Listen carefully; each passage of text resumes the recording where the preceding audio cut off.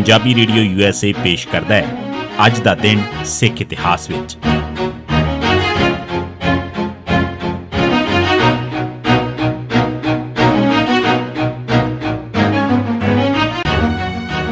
ਸਿੱਖ ਇਤਿਹਾਸ ਦੀਆਂ ਘਟਨਾਵਾਂ 'ਚ 17 ਫਰਵਰੀ ਦਾ ਦਿਨ 1780 ਜੱਸਾ ਸਿੰਘ ਆਹਲੂਵਾਲੀਆ ਤੇ ਦੇਸੂ ਸਿੰਘ ਦੀ ਅਗਵਾਈ 'ਚ ਖਾਲਸਾ ਦਲ ਦਾ ਪਟਿਆਲਾ ਤੇ ਹਮਲਾ।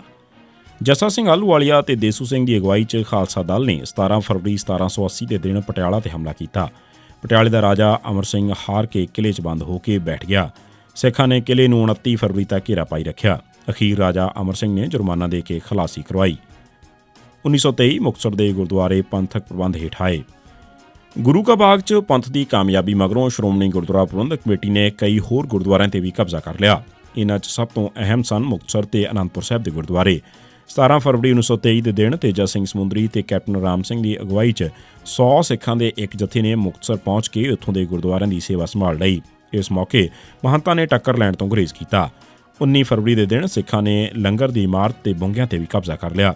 ਮੁਕਤਸਰ ਦੇ ਇਸ ਮੁੱਖ ਗੁਰਦੁਆਰੇ ਤੋਂ ਇਲਾਵਾ ਗੁਰਦੁਆਰਾ ਤੰਬੂ ਸਾਹਿਬ ਦੇ ਪੁਜਾਰੀਆਂ ਸਰਮੁਖ ਸਿੰਘ ਤੇ ਅਨੋਖ ਸਿੰਘ ਨੇ ਆਪਣੇ ਆਪ ਹੀ ਗੁਰਦੁਆਰੇ ਦਾ ਇੰਤਜ਼ਾਮ ਸ਼੍ਰੋਮਣੀ ਕਮੇਟੀ ਨੂੰ ਸੌਂਪ ਦਿੱਤਾ।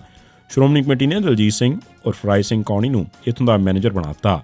ਇੱਥੇ ਹੀ ਸਰਕਾਰ ਨੇ ਮਹੰਤਾਂ ਨੂੰ ਉਕਸਾਉਣ ਦੀ ਕੋਸ਼ਿਸ਼ ਕੀਤੀ, ਪਰ ਇਹਨਾਂ ਮਹੰਤਾਂ ਨੇ ਬਾਕੀ ਗੁਰਦੁਆਰਿਆਂ ਦੇ ਮੋਰਚਿਆਂ 'ਚ ਹੋਰਨਾਂ ਮਹੰਤਾਂ ਦਾ ਹਸ਼ਰ ਅੱਖੀਂ ਵੇਖ ਲਿਆ ਸੀ। ਇਸ ਕਰਕੇ ਉਹਨਾਂ ਨੇ ਸ਼ਿਕਾਇਤ ਲਿਖ ਕੇ ਦੇਣ ਤੋਂ ਨਾਂਹ ਕਰ ਦਿੱਤੀ।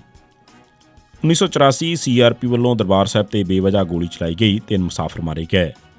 ਦਰਬਾਰ ਸਾਹਿਬ ਨੂੰ ਘੇਰਾ ਪਾਈ ਬੈਠੀ CRPF ਨੇ ਦਰਬਾਰ ਸਾਹਿਬ ਦੇ ਦੁਆਲੇ ਉੱਚੀਆਂ ਇਮਾਰਤਾਂ ਤੇ ਮੋਰਚੇ ਬਣਾਏ ਹੋਏ ਸਨ। 17 ਫਰਵਰੀ 1984 ਨੂੰ CRPF ਨੇ ਬਿਨਾਂ ਕਿਸੇ ਕਾਰਨ ਤੋਂ ਤੇ ਬਿਨਾਂ ਕਿਸੇ ਵਾਰਨਿੰਗ ਤੋਂ ਦਰਬਾਰ ਸਾਹਿਬ ਉੱਤੇ ਲਗਾਤਾਰ ਫਾਇਰਿੰਗ ਕੀਤੀ, ਜਿਸ 'ਚ 3 ਸਿੱਖ ਮਾਰੇ ਗਏ।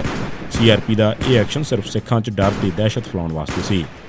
17 ਫਰਵਰੀ 1990 ਦੇ ਦਿਨ ਪੰਜਾਬ ਪੁਲਿਸ ਨੇ ਸੁਖਦੇਵ ਸਿੰਘ ਉਰਫ ਕੇਵਲ ਸਿੰਘ ਫੌਜੀ ਵਾਸੀ ਦਮੋਦਰ ਅੰਮ੍ਰਿਤਸਰ ਨੂੰ ਨਕਲੀ ਮੁਕਾਬਲੇ ਸ਼ਹੀਦ ਕੀਤਾ। 17 ਫਰਵਰੀ 1991 ਦੇ ਦਿਨ ਪੰਜਾਬ ਪੁਲਿਸ ਨੇ ਮਲਕੀਤ ਸਿੰਘ ਉਰਫ ਕੀਤਾ ਵਾਸੀ ਸਠਿਆਲਾ ਅੰਮ੍ਰਿਤਸਰ ਨੂੰ ਨਕਲੀ ਮੁਕਾਬਲੇ ਸ਼ਹੀਦ ਕੀਤਾ।